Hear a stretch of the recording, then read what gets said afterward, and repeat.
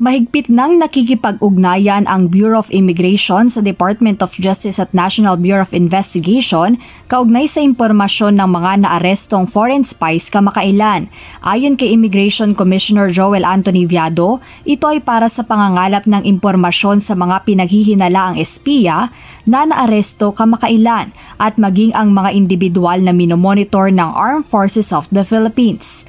Inaalam na rin ng Bureau of Immigration kung mayroong mga kasabwat ang mga naturang espiya sa kanilang iligal na aktibidad dito sa Pilipinas. Sa inisyal na investigasyon, napag-alamang may legal na papeles sa immigration ng Pilipinas ang mga dayuhan, kaya malamang nakilala ito ng ibang mga nakakasalamuhan nila sa lugar.